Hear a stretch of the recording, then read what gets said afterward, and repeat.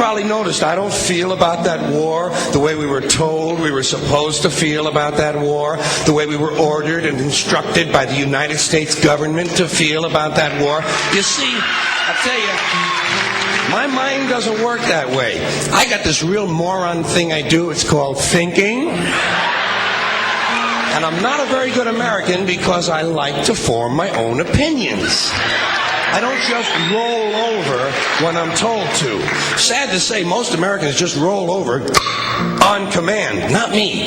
I have certain rules I live by. My first rule, I don't believe anything the government tells me. Nothing. Zero. Nope.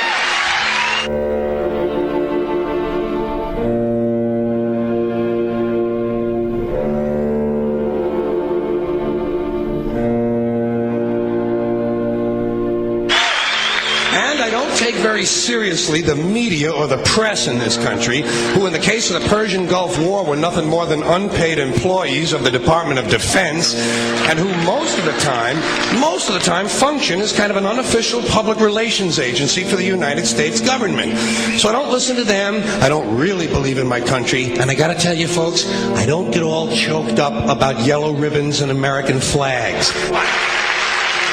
Now, to balance the scale, I'd like to talk about some things that bring us together. Things that point out our similarities instead of our differences. Because that's all you ever hear about in this country is our differences. That's all the media and the politicians are ever talking about, the things that separate us, things that make us different from one another.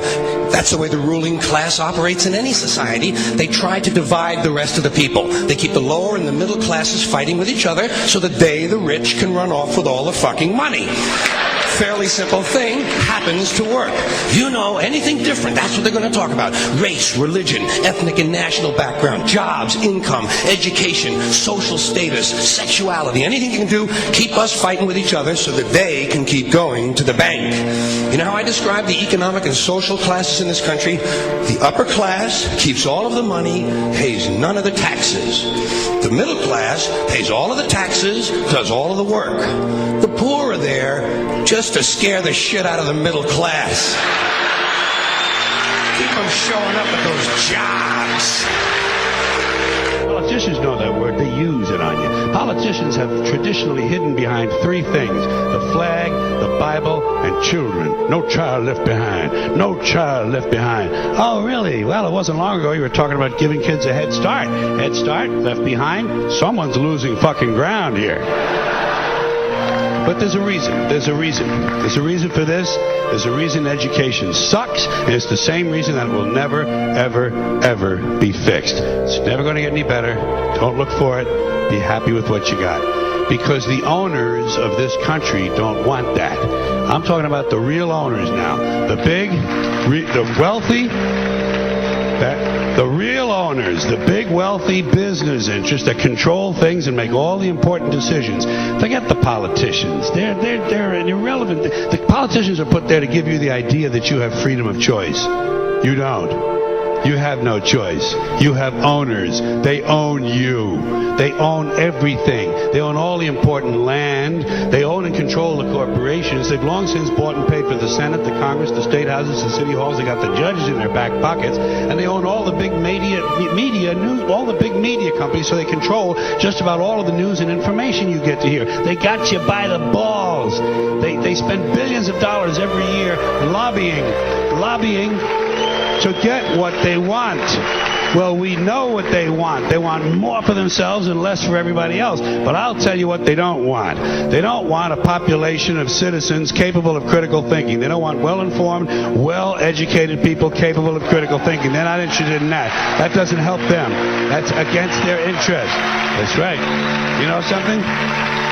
They don't want people who are smart enough to sit around the kitchen table and figure out how badly they're getting fucked by a system that threw them overboard 30 fucking years ago. They don't want that. You know what they want? They want obedient workers. Obedient workers.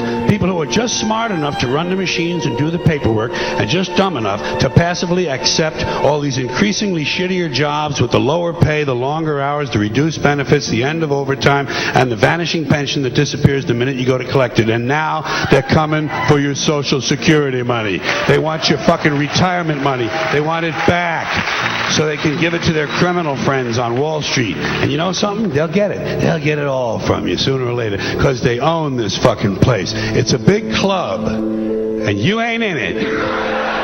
You and I are not in the big club.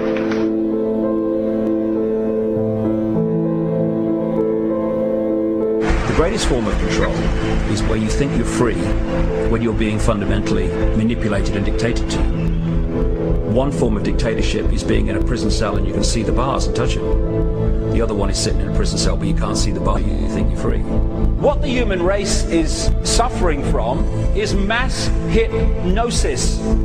We are being hypnotized by people like this.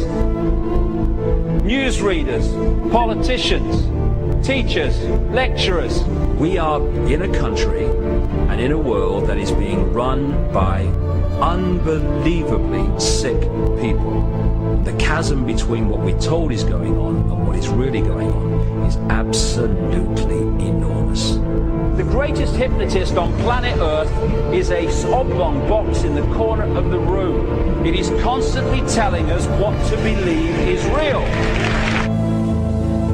Historically, the control and manipulation of political opinion has been the Freemasons' main weapon in gaining control of countries and states. Once in control of the rulers and politicians of a country, laws and political structures could be changed in accordance with their agenda. However, since restricting the body does not necessarily mean restricting the mind, the Freemason recognizes that their plan for a global government hinges completely on subduing the masses to their agenda, and thus eliminating opposition to their cause. And the greatest threat to their plan, posing more danger than any army or law, is the threat of a free-thinking mind. In order to eliminate this threat and to achieve their objective, the Masons have set about the boldest plan ever devised: the complete control of every aspect of human life, your life. And the weapons they are using against you are in your very homes, entertaining you and your children, and gradually indoctrinating you without you even realizing.